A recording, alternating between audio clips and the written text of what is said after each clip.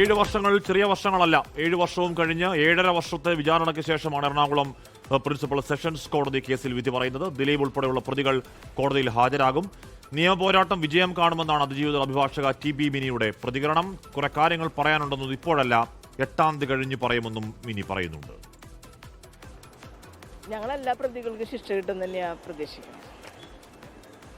അത് കാരണം അതിൻ്റെ ഒരു കോൺഫിഡൻസ് എന്താണെന്ന് വെച്ചാൽ അത്രമാത്രം തെളിവുകൾ ഞങ്ങൾ പ്രോസിക്യൂഷൻ സൈഡിൽ നിന്ന് ഹാജരാക്കിയിട്ടുണ്ട്. കുറ്റകൃത്യം നടന്നു എന്നും കുറ്റകൃത്യത്തിൽ ഇന്ന ആളുകളെ പങ്കെടുത്തതെന്നും അവരെ രക്ഷിക്കാൻ ആരും നോക്കിയിട്ടില്ല. 8-ാം പ്രതി വന്നപ്പോഴാണല്ലോ ഈ കോൺസ്പിറസിയുടെ ഭാഗം വരികയും അതുമായി ബന്ധപ്പെട്ടാണല്ലോ ഈ കേസിന് ഇത്രയധികം നീണ്ടുപോകാനുള്ള ഒരു കാരണം ഉണ്ടായത്. ഇത് ഞാൻ 8-ാം തീയതി പറയാം. എനിക്ക് ഇതുവരെ പറയാനായിട്ടുള്ള എനിക്ക് സ്വാതന്ത്ര്യമില്ല. തന്നെ അറിയില്ലെന്ന ദിലീപിന്റെ വാദം തള്ളുകയാണ് കേസിലെ മുഖ്യപ്രതി പൾസർ സുനി. ശിക്ഷിക്കപ്പെടുകയാണെങ്കിൽ മേൽക്കോടതിയെ സമീപിക്കുമെന്ന് അഭിഭാഷകൻ പ്രതീഷ് കുർ പറയുന്നു. അന്വേഷണം അട്ടിമറിക്കാൻ ദിലീപ് വ്യാജ വാട്സാപ്പ് ഗ്രൂപ്പ് നിർമ്മിച്ചുവെന്നാണ് അന്വേഷണ സംഘത്തിന്റെയും കണ്ടെത്തൽ. കൊട്ടേഷൻ ഗൂഢാലോചന നടന്ന 8 ഇടങ്ങളിലെന്നും അന്വേഷണ സംഘം പറയുന്നു.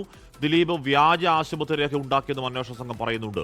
വിഷ്ണു സുരേഷും വിപിൻ സി വിജയനും ഏറ്റവും പുതിയ വിവരങ്ങളും വച്ചിരുന്നു. ആദ്യം വിഷ്ണുവിലേക്കാണ്. വിഷ്ണു, 2017 ഫെബ്രുവരി 17 വൈകിട്ടാണ് അമ്മയുടെ അതിജീവിതയ്ക്ക് പിന്തുണ പ്രഖ്യാപിക്കുന്ന ആ യോഗത്തിൽ ദിലീപ് പങ്കെടുക്കുന്നുണ്ട്.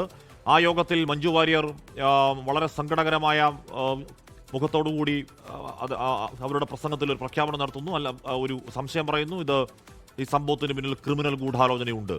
അന്ന് ദിലീപിലേക്ക് എത്തുമെന്ന് അധികമാരും കരുതിയിരുന്നില്ല. പിന്നീട് നമ്മൾ കണ്ടത്, പിന്നെ PT തോമസിന് നിരാഹാരമടക്കം നമ്മൾ കണ്ടു. പിന്നീട് ഓരോ ദിവസങ്ങളും നമ്മൾ കണ്ടത് നാട് ഞെട്ടിപ്പോകുന്ന ഒരു പിടി സംഭവങ്ങളുടെ അനാവരണം നമ്മൾ ആ ദിവസങ്ങൾ കണ്ടതാണ്. ഒരുപാട് തെളിവുകൾ കണ്ടു, ഒരുപാട് സാക്ഷിമൊഴികൾ കണ്ടു, മൊഴിമാറ്റങ്ങൾ കണ്ടു, ഒരുപാട് തെളിവ് നശിപ്പിക്കലുടെ ആരോപണം കണ്ടു. നടി രാഷ്ട്രപതി കത്തയക്കുന്ന കണ്ടു. അതായത് ഈ പറയുന്ന ആക്രമിച്ച് പകർത്തിയ ദൃശ്യങ്ങൾ ആരോ ദുരൂഹമായി തുറന്നു പരിശോധിച്ച് അന്വേഷിക്കണമെന്നൊക്കെ പറഞ്ഞു. അങ്ങനെ ഈ കേസിൽ കണ്ടതും കേട്ടതും മറ്റൊരു കേസിലും കണ്ടതും കേട്ടതുമല്ല.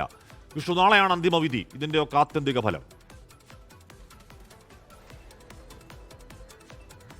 കാശ്മീർ കേരളം കാത്തിരിക്കുകയാണ് നീതി ആർക്കൊപ്പമായിരിക്കുമെന്നറിയാൻ. അതിലേറ്റവും പ്രധാനപ്പെട്ടത് ഈ മഞ്ജു വാര്യരുടെ വെളിപ്പെടുത്തലാണ്. അവരാദ്യം നടി ഈ ദർബാർ ഹാളിൽ നടന്ന ആ ചടങ്ങിൽ അവർ പറഞ്ഞു, ഇതിൽ പിന്നിൽ ക്രിമിനൽ ഗൂഢാലോചനയുണ്ട്, തൻ്റെ സുഹൃത്തിനൊപ്പം നിങ്ങൾ പൊതുസമൂഹം ഒന്നാകെ നിൽക്കണമെന്ന് അവർ പറഞ്ഞു. അതിനുശേഷവും കുറേ മാസങ്ങൾക്ക് ശേഷമാണ് ദിലീപിലേക്ക് അന്വേഷണ സംഘം എത്തുന്നത്. കൃത്യമായി പറഞ്ഞാൽ ദിലീപ് ഒരു ബ്ലാക്ക് മെയിലിംഗ് പരാതി, അത് തന്നെ ജയിലിൽ നിന്ന് ബ്ലാക്ക് മെയിൽ ചെയ്യുന്നു, ഈ കേസിൽ കൊടുക്കുമെന്ന് പറഞ്ഞൊരു പരാതി DGPക്ക് നൽകുന്നു. അതിന്റെ ഭാഗമായി ദിലീപിനെ ജൂൺ 28-ാം തീയതി ആലുവ പോലീസ് ക്ലബിൽ ചോദ്യം ചെയ്യുന്നു. അതിനുശേഷം ദിലീപ് പുറത്തേക്ക് വരുമ്പോൾ ദിലീപ് പറഞ്ഞത് നടി ആക്രമിക്കപ്പെട്ട കേസിലല്ല തന്നെ ചോദ്യം ചെയ്തത്, മറിച്ച് താൻ നൽകിയ പരാതിയുടെ അടിസ്ഥാനത്തിലാണ് വിവരങ്ങൾ ശേഖരിക്കാൻ എത്തിയെന്ന് പറയുന്നു. അപ്പോഴും നമ്മൾ പ്രതീക്ഷിച്ചിരുന്നത് ശരിയാണ്, ദിലീപ് ഒരു പരാതി നൽകി, ആ പരാതിയുടെ പശ്ചാത്തലത്തിൽ ദിലീപിനെ ചോദ്യം ചെയ്യാൻ വിളിപ്പിച്ചു, മൊഴിയെടുക്കാൻ വിളിപ്പിച്ചു എന്നാണ്.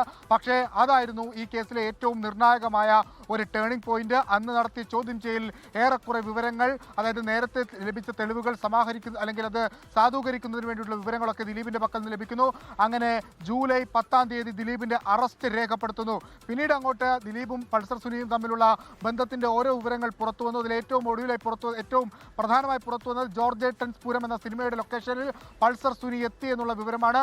അതോടൊപ്പം അബാദ് പ്ലാസയിലെ 416 റൂമിൽ ഇരുവരും തമ്മിൽ ഗൂഢാലോചന നടത്തിയെന്ന വിവരം അന്വേഷണ സംഘം, അതുമായി ബന്ധപ്പെട്ടുള്ള കണ്ടെത്തലിലേക്ക് അന്വേഷണ സംഘം കടന്നു. അങ്ങനെ ഒരുപാട് ലിങ്കുകൾ, ഈ പൾസർ സുനിയെയും ദിലീപിനെയും കണക്ട് ചെയ്യുന്ന ലിങ്കുകൾ അന്വേഷണ സംഘം കണ്ടെത്തിയിട്ടുണ്ട്. ഇരുവരും തമ്മിൽ സാമ്പത്തിക ഇടപാട് നടത്തിയതിന്റെ രേഖകൾ അന്വേഷണ സംഘത്തിലുണ്ട്. ആ രേഖകളൊക്കെ കൊണ്ടാണ് ഏറ്റവും ഒടുവിൽ രണ്ടാമത്തെ അനുബന്ധ കുറ്റപത്രത്തിൽ ദിലീപിനെ 8-ാം പ്രതിയാക്കി അന്വേഷണ സംഘം കുറ്റപത്രം സമർപ്പിച്ചത്. അതിനുശേഷം ഇങ്ങോട്ട് 7.5 വർഷം നീണ്ട വാദപ്രതിവാദങ്ങൾ. അതിലേറ്റവും ആദ്യം തന്നെ അടച്ചിട്ട മുറിയിലേക്ക് കേസ് പോകുന്നു.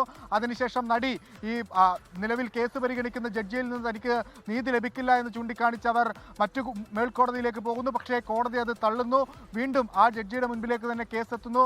അതിനുശേഷം ദിലീപ് ഹൈക്കോടതിയെ സമീപിക്കുന്നു. ഇതിലൊരു CBI അന്വേഷണം വേണമെന്ന് ആവശ്യപ്പെട്ട്.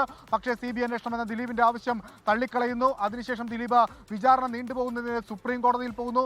സുപ്രീം കോടതി ആ വിഷയം പരിഗണിക്കുന്ന ഘട്ടത്തിൽ വിചാരണ കോടതിയെ അതിരൂക്ഷമായി പലവട്ടം വിമർശിക്കുന്ന സാഹചര്യമുണ്ടായി. 27 തവണയാണ് ഈ കേസുമായി ബന്ധപ്പെട്ടുള്ള വിധി പറയൽ മാറ്റിവെച്ചത്. വിചാരണ നീണ്ടുപോയത് കോവിഡും അതുമെല്ലാം തിരിച്ചടിയായി. ഏറ്റവും ഒടുവിൽ പൾസർ സുനിക്ക് 7 വർഷത്തിനുപുറം ജാമ്യം കിട്ടുന്നതുവരെ നമ്മൾ കണ്ടതാണ്. അങ്ങനെ അസാധാരണമായ നിയമ പോരാട്ടങ്ങൾ, നിയമവ്യവഹാരങ്ങളൊക്കെ നമ്മൾ കണ്ടതാണ്. അതിലിനി എന്തായിരിക്കും വിധി എന്നുള്ളതാണ് അറിയാനുള്ളത്. അതിനിടയിലാണ് ഇപ്പോൾ ഈ ഏറ്റവും അവസാനത്തെ വിവരങ്ങളായി അന്വേഷണ സംഘത്തിന്റെ കണ്ടെത്തലുകൾ പുറത്തുവരുന്നത്. അതിൽ ഏറ്റവും പ്രധാനപ്പെട്ടത് ഈ ദിലീപ് ഉണ്ടാക്കിയ ഒരു വാട്സാപ്പ് ഗ്രൂപ്പാണ് ഇരവാദം.